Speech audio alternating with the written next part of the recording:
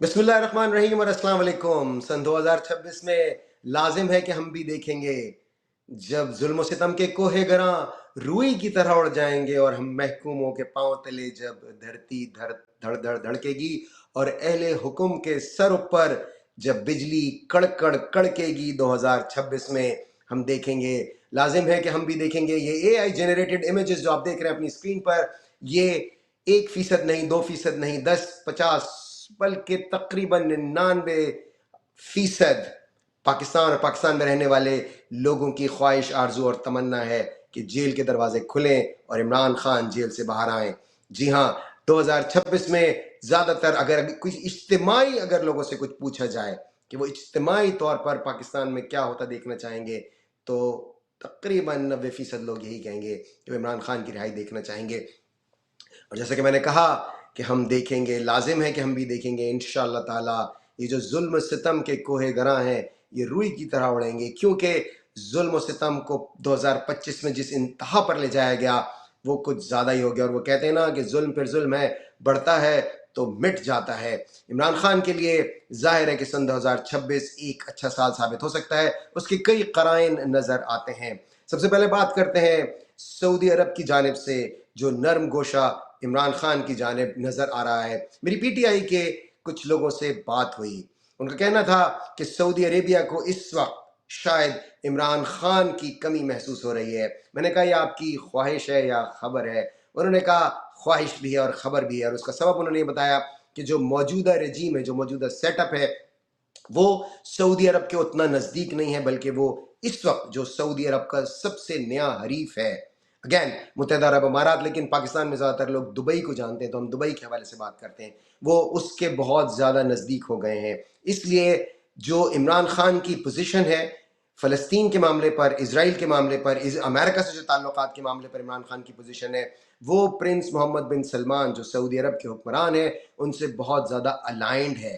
تو P T I کے کچھ لوگوں سے میری بات ہے، ان کا یہ کہنا ہے کہ اس وقت شاید سعودی عربیہ کو عمران خان کی کمی محسوس ہو رہی ہو، اور وہ پاکستان کے موجودہ حکمرانوں سے کچھ تناؤ محسوس کر رہے ہیں۔ اور جیسا کہ میں نے آپ کو بتایا تھا 2 روز قبل بھی کہ عادل راجہ نے خبر دی تھی کہ سعودی عرب نے پاکستان سے ملنے سے انکار کر دیا تھا، پرنس سلمان نے، اور پاکستان کے کسی بھی حکمران سے انہوں نے خاص کر جنرل عاصم منیر کا نام اس میں لیا تھا۔ اس لیے اب اس بات کا امکان ہے کہ جو بین الاقوامی سطح پر جو معاملات وقوع پذیر ہو رہے ہیں، خاص کر جو فلسطین فوج بھیجنے کا معاملہ ہے، اور پھر اب جو سعودی عرب اور دبئی کے درمیان جو اس وقت جس طرح کی کشمکش چل رہی ہے، اس میں یقینی طور پر پاکستان کا کردار بہت اہم ہے، کیونکہ پاکستان سعودی عرب کا پارٹنر بن چکا ہے، دفاعی معاہدہ کر چکا ہے۔ اور آپ نے دیکھا ہوگا کہ ابھی جو سعودی عرب کی جانب سے حملہ کیا گیا ان جہازوں پر جو یمن کے لیے یو اے ای سے جا رہے تھے، تو ظاہر ہے کہ پاکستان کا جو ڈیفنس کا پورا ان کا سیٹ اپ ہے، اس میں کراؤن جول کی حیثیت رکھتی ہے ایئر فورس، اور اگر فضائی حملہ ہوگا تو پاکستان کی ضرورت تو پڑے گی باس۔ اور ایسے میں جب اگر ہدف یو اے ای یعنی دبئی ہو تو پھر یہ اتنا آسان نہیں ہوگا۔ یمن اور سعودی عربیہ کی جنگ تو چلی رہی ہے، اور آپ نے دیکھا ہوگا کہ جب سعودی عرب نے وارننگ دی دبئی کو کہ آپ فوری طور پر اپنی فوجیں وہاں سے نکالیں، تو انہوں نے اپنی فوجیں نکال لیں وہاں سے، انہوں نے نکالنے کا اعلان کیا، کوئی لہت و لال سے کام نہیں لیا، جس سے کہ کشیدگی کو کم کرنے میں مدد مل سکتی ہے۔ لیکن پکچر ابھی باقی ہے میرے دوست، اصل مسئلہ یمن تو نہیں ہے۔ یقیناً سعودی عربیہ کے لیے یمن بہت اہم ہے، سعودی عربیہ کے لیے، کیونکہ یمن سے سعودی عرب پر حملے ہوتے ہیں، اور حالیہ تاریخ میں اگر ہم دیکھیں تو یمن وہ واحد ملک ہے جس نے باقاعدہ طور پر ایک آرگنائزڈ وے میں سعودی سرزمین پر حملے کیے ہیں۔ جی ہاں، تو اس لیے ان کے لیے وہ اہم ہے ہی۔ لیکن آپ جانتے ہیں کہ آنے والا جو سب سے بڑا مرحلہ ہے ان تمام ممالک کے لیے، جس میں Saudi Arab, Qatar, Dubai, Pakistan, Indonesia, Malaysia, Jordan, Egypt, سارے کنٹری شامل ہیں، وہ ابراہم اکارڈز ہیں، یعنی کہ اسرائیل سے تعلقات بحال کرنا۔ اور اب اس میں ایک نیا پہلو آ گیا ہے، وہ ہے صدر ٹرمپ کا پیس پلان کہ فلسطین یعنی کہ غزہ فوجیں بھیجنا۔ پاکستان، جیسا کہ مارکو روبیو امریکہ کے وزیر خارجہ وہ پہلے ہی بتا چکے ہیں کہ پاکستان نے خود پیشکش کی تھی۔ ایسے ماحول میں یقینی طور پر عمران خان کی ضرورت پڑ سکتی ہے، کیونکہ پاکستان میں ایک پاپولر لیڈر، ایک بہت ہی پاپولر لیڈر کی ضرورت پڑے گی اتنے اہم فیصلے کروانے کے لیے۔ آپ نے دیکھا کہ علماء نے پہلے ہی ہاتھ کھڑے کر دیے ہیں، علماء مکمل طور پر دستبردار ہو گئے، اس لیے اب اس بات کا امکان کم نظر آتا ہے کہ وہ اپنی کوئی سپورٹ اس معاملے میں جنرل عاصم منیر کو دیں گے۔ انہوں نے جنرل عاصم منیر کے استثنا کو غیر شرعی قرار دیا ہے، جو کہ بہت بڑی بات ہے۔ انہوں نے فلسطین فوجیں بھیجنے کی مخالفت بھی کی ہے۔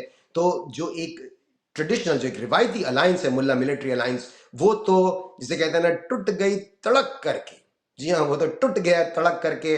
اور واقفان حال کہتے ہیں کہ اس کے پیچھے یقیناً یہ بھی پہلو کار فرما ہے کہ جب سعودی عربیہ کھل کر اس معاملے پر پاکستان کی تائید اور حمایت نہیں کر رہا، محض دبئی کی تائید اور حمایت پر علماء اتنا بڑا رسک نہیں لے سکتے، اور اس لیے وہ بہت کھل کر مخالفت کر رہے ہیں۔ اور آپ نے دیکھا کہ ایک واحد جو کچھ لوگ ان کو شرابی کہتے ہیں، کچھ لوگ ان کو اور دیگر القابات سے نوازتے ہیں، کچھ انہیں اشرفیوں کی بوری کہتے ہیں، مجھے مولانا طاہر اشرفی ہیں، انہوں نے جب اتنی غیر مشروط قسم کی حمایت کی، فیلڈ مارشل کی، تو انہیں شدید تنقید کا نشانہ بنایا گیا خود علماء کی جانب سے۔ تو آپ اندازہ لگا سکتے ہیں کہ حالات کتنے خراب ہیں۔ جیسے وہ کہتے ہیں نا، صورتحال بہت نازک ہے باس، اس لیے عمران خان کی ضرورت تو پڑے گی۔ تو آنے والا سال، وہ جو مرزا غالب نے کہا ہے نا کہ دیکھیے پاتے ہیں اشاق بتوں سے کیا فیض، ایک برہمن نے کہا ہے کہ یہ سال اچھا ہے، تو ممکن ہے عمران خان کے لیے انشاءاللہ تعالی یہ سال اچھا ہو۔ Let's see what happens. ابھی جو اس کی شروعات ہے اور 2025 کا جو اختتام ہے وہ خاصی حد تک عمران خان کے لیے موافق ہے، کیونکہ سہیل آفریدی بہت ہی مؤثر طریقے سے اسٹریٹ موومنٹ کو چلانے میں کامیاب رہے ہیں۔ آنے والے دنوں میں اس پر مزید دباؤ بڑھے گا۔ آج آپ جانتے ہیں جمعرات ہے، آج بھی ملاقاتوں کا دن ہے، لیکن پاکستان میں مجھے نہیں پتا کہ پہلی 1 جنوری کی وجہ سے تعطیل کی کوئی صورتحال ہو یا کیا ہو، لیکن بہرحال سیاسی سرگرمیاں تو جاری ہی رہیں گی۔ اور پھر اگلے مرحلے میں آپ کو پتا ہے کہ وہ کراچی بھی جا رہے ہیں۔ جیسا کہ میں نے کہا کہ یہ جو معاملہ ہے دبئی اور سعودی عربیہ کا، اس میں اب آپ یہ ڈراپ سائٹ کا نے اس پہ ایک خبر دی ہے، انکشاف کیا ہے۔ ڈراپ سائٹ ایک امریکن ویب سائٹ ہے، وہ بہت زبردست تحقیقاتی رپورٹنگ کرتے ہیں، انویسٹیگیٹو رپورٹنگ کرتے ہیں۔ پاکستان کے حوالے سے تو ان کی رپورٹنگ بہت ہی عمدہ اور ایکوریٹ ہوتی ہے۔ انہوں نے کہا ہے کہ پاکستان کے ٹی وی چینلز کو ہدایت کی گئی ہے کہ آپ اس معاملے پر رپورٹنگ نہیں کریں گے۔ خبردار، یا خبر کیوں نہیں چلنی چاہیے؟ اب ذرا ذہن پر زور دیجئے، کیوں پاکستان کی اسٹیبلشمنٹ، فوجی اسٹیبلشمنٹ سیدھا کہیں تو ISPR نہیں چاہتی کہ اس موضوع پر بات ہو؟ وجہ صاف ظاہر ہے، پاکستان کے لیے انتہا سے زیادہ مشکل صورتحال بن گئی ہے، کیونکہ ایک طرف تو پاکستان سعودی عرب کا دفاعی معاہدہ کر کے اس کا ایک باقاعدہ طور پر اتحادی بن چکا ہے، اور پاکستان کے سٹیکس دبئی میں بہت زیادہ ہیں۔ پاکستان کا سرمایہ وہاں پر ہے، پاکستان کے بہت سے لوگ وہاں رہتے ہیں، پاکستان اور پھر UAE ظاہر ہے پاکستان کے لیے، ان کے وہاں پر وہ لوگ شکار کے لیے آتے ہیں، اور جو اس وقت موجودہ حکمران ہیں ان سے بہت قریبی روابط ہیں۔ تو پاکستان کی سچویشن بہت ہی نازک ہو گئی ہے، اور پاکستان نہیں چاہتا کہ کسی بھی طرح سے یہ معاملہ ڈسکس ہو۔ حالانکہ ایک بین الاقوامی ایشو کے طور پر اس کو ہونا چاہیے، پاکستانیوں کے لیے اس میں بہت دلچسپی کے پہلو ہیں کہ کیوں دو برادر اسلامی ملک جو کہ جن کے اتنے قریبی روابط تھے، وہ اچانک سے کیوں دست و گریباں ہو گئے۔ باقاعدہ طور پر اب کچھ لوگ یہ رپورٹ کر رہے ہیں کہ عین ممکن ہے کہ سعودی عرب یہ باقاعدہ دھمکی دے اگر اسے یمن میں مزید شکایات ملتی ہیں UAE سے، کہ وہ باقاعدہ حملہ کر سکتا ہے، جو کہ بہت ہی ایک خطرناک صورتحال ہوگی۔ اور جیسا کہ میں نے کہا کہ اس کی ایک بڑی وجہ تو یمن ہے۔ یمن میں جو دبئی کی مداخلت ہے وہ سعودی عربیہ کو شدید ناپسند ہے، کیونکہ یمن سے سعودی عرب پر حملے ہوتے ہیں۔ دوسرا معاملہ سعودی عرب کی اسرائیل سے قربت ہے، ابراہم اکارڈز میں جانا ہے، اور سعودی عرب اس معاملے پر بہت محتاط رویہ اپنانا چاہتا ہے، جبکہ دبئی کا رویہ جو ہے وہ ذرا مختلف ہے۔ تو یہ معاملہ بھی ہے، اور جبکہ پاکستان اس وقت سعودی عرب کی نظر میں دبئی کے کارنر میں کھڑا ہے، سعودی عرب کے کارنر میں نہیں کھڑا۔ یہی وجہ ہے کہ یہ رپورٹس ہیں کہ سعودی عرب پاکستان سے کوئی بہت زیادہ خوش نہیں ہے۔ اسی لیے آپ دیکھیں کہ MBS نے، جو پرنس سلمان ہے، انہوں نے پاکستان کا دورہ بھی نہیں کیا۔ تو ان معاملات کی وجہ سے ISPR کی یہ خواہش ہے کہ یہ معاملات ٹی وی پر ڈسکس نہ ہو، لیکن سوشل میڈیا پر تو ہوں گے باس، تو نہیں روک سکتے آپ۔ اینی وے، سوشل میڈیا کی بات ہو رہی ہے تو آپ کو پتا ہوگا ایک نیا تنازع کھڑا ہو گیا ہے۔ شفیع جان نے کہا کہ عظما بخاری کو اگر جنگلی بہت پسند ہے تو وہ 2-4 جنگلی ان کے لیے لے آتے تاکہ ان کی خواہش پوری ہوتی۔ اور اس کا کانٹیکسٹ کیا ہے؟ اس کا کانٹیکسٹ یہ ہے کہ عظما بخاری نے جب KPK سے لوگ آئے تھے تو انہیں جنگلی کہا تھا۔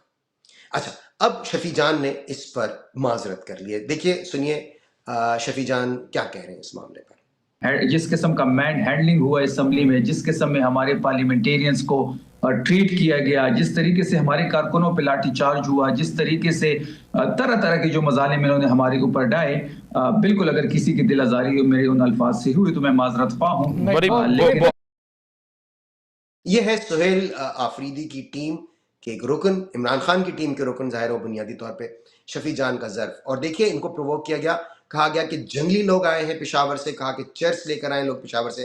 اب عظمی بخاری نے جو بات کی تھی، یہ اس دفعہ نہیں، اس سے کچھ عرصہ پہلے کبھی انہوں نے اس بات پہ معذرت کی. ذرا سنیے ان کی کتنی نازیبا گفتگو انہوں نے فرمائی ہے، ذرا سنیے وہ کیا کہہ رہی ہیں.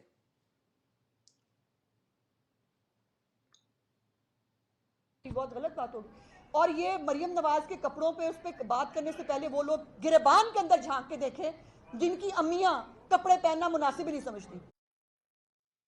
اب آپ مجھے پہلی بات تو مجھے عظمی بخاری سے ظاہر ہے مجھ میں اتنی جرت تو نہیں ہے کہ میں ان سے کوئی سوال کر سکوں، اور نہ مجھے کوئی شوق ہے، لیکن میں پوچھنا ضرور چاہتا ہوں ان کے کوئی اگر نزدیکی لوگ ہیں کہ عظمی بخاری کس علاقے، کس گلی، کس محلے میں پلی بڑھی ہیں جہاں امیاں کپڑے نہیں پہنتی. جہاں تک میری معلومات ہے، جو پاکستان میں نے دیکھا ہے، جہاں میں پیدا ہوا، جہاں میں پلا بڑا، زندگی کا بیشتر حصہ گزارا، وہاں تو سب کی امیاں کپڑے پہنتی ہیں. یہ پتہ نہیں کس کی بات کر رہی ہیں. اچھا، اس کے بعد سے 20 سال سے زیادہ ہو گئے میں امریکہ میں مقیم ہوں، اور میں نے یورپ کے کئی ممالک کا سفر مجھے اتفاق ہوا کرنے کا، فار ایسٹ بھی جانے کا اتفاق ہوا، تو میں نے کہیں نہیں دیکھا کہ امیاں کپڑے نہ پہنتی ہوں. یہ کون سے پلانٹ پہ گئی تھیں، کہاں رہی ہیں، ان کی پرورش کہاں ہوئی ہے؟ سب سے پہلے تو یہ چیک کرنا چاہیے کہ عظمی بخاری کی تربیت ایسے کون سے ماحول میں ہوئی ہے جہاں امیاں بے لباس ہوتی ہیں، کپڑے نہیں پہنتی. لیکن مجھے بتائیے انہوں نے کبھی اس بات پہ معذرت کی؟ اب آپ کچھ ویژولز دیکھیے، ہم ظاہرہ بات کرتے رہیں گے ساتھ ساتھ. پی ٹی آئی کی خواتین کو کس طرح سے مین ہینڈل کیا گیا، ان کے ساتھ کس طرح کا سلوک روا رکھا گیا، ان سے تو کبھی معذرت نہیں کی گئی. عمران خان کی بہنوں پر روزانہ جس طرح سے ان کے ساتھ، یہ دیکھ رہے ہیں آپ اپنے اسکرینز پر، کس طرح سے پی ٹی آئی کی خواتین کے ساتھ کیا جا رہا ہے. تو اتنے بے شرم لوگ ہیں، اب آ کر یہ لیکچر دیتے ہیں پی ٹی آئی کے لوگوں کو کہ جی آپ نے یہ بات کر دی. ارے بھائی پہلے کچھ کہا گیا نا. اب شفیع جان نے جو کچھ کہا وہ انپرووکڈ نہیں تھا، لیکن پھر بھی انہوں نے معذرت کی، ان کا ظرف ہے. یہ کم ظرف لوگ ہیں. اچھا پھر دیکھیے یہ لوگ آپس میں ایک دوسرے کو کیا کہتے ہیں. اب وہ ایک مندو خیل صاحب ہیں، پیپلز پارٹی سے ان کا تعلق ہے، وہ کہہ رہے ہیں کہ نون لیگ والے اپنے گھروں میں مجرے کرواتے ہیں، اور یہ انہوں نے ٹی وی ٹاک شو میں بیٹھ کے کہا. دوسری طرف سے ان کو کہا گیا کہ آپ کے منہ میں لالی پاپ ڈال دوں گا، انہوں نے کہا میں آپ کے منہ میں ڈنڈا ڈال دوں گا. اب یہ جو گفتگو ہے یہ ٹی وی پہ بیٹھ کے ہوئی ہے، اور یہ نون لیگ اور پیپلز پارٹی والے ایک دوسرے کو کہہ رہے ہیں. وہ ان کو کہہ رہے ہیں کہ مریم کو شرم آنی چاہیے، نون لیگ کے لوگ گھروں میں مجرے کرواتے ہیں. انہوں نے کہا کہ آپ لوگ جوتے چاٹ کرائیں، تلوے چاٹ، انہوں نے کہا تلوے چاٹ کرائیں، انہوں نے کہا آپ جوتے چاٹ کرائیں. اس ویڈیو میں اتنی غلیظ گفتگو ہے کہ میں وہ آپ کو سنوا بھی نہیں سکتا. اور یہ پیپلز پارٹی اور نمرود لیگ والے ایک دوسرے پر کر رہے ہیں. پی ٹی آئی نے صرف ریئیکٹ کیا ہے. میرا نہیں خیال کہ شفیع جان کو نے کوئی ایسی بات کی تھی، لیکن یہ ان کا ظرف ہے، ان کی اعلیٰ ظرفی ہے کہ انہوں نے اس پر معذرت کر لی. حالانکہ ظاہر ہے کوئی ایسی بات نہیں. انہوں نے جب عظمی بخاری اگر کسی کو جنگلی کہیں گی، آپ مجھے بتائیے اس کا کیا جواب ہوگا. جب عظمی بخاری کسی کو کہیں گی کہ آپ چرچ لے کر آئیں گے، اس کا کیا جواب ہوگا. لیکن اس کے باوجود انہوں نے معذرت کی، ان کی اعلیٰ ظرفی ہے. اینی وے، آج کے شو میں بس اتنا ہی. پلیز آپ شوکت خانم کے لیے ڈونیٹ کرتے رہیے اس سال میں بھی، اور ہمارے چینل کو سبسکرائب بھی کیجئے. ہم نے یہ سفر 2025 میں شروع کیا. آپ کا تعاون اور آپ کی مدد اگر برقرار رہی تو ہم انشاءاللہ تعالیٰ اسے 2026 میں بھی جاری رکھیں گے. اسی طرح سے آپ کے لیے خبریں لاتے رہیں گے. آج کے شو میں بس اتنا ہی. اگلے پروگرام میں انشاءاللہ تعالیٰ سے پھر ملاقات ہوگی. خوش رہیے اور باخبر بھی. اللہ حافظ.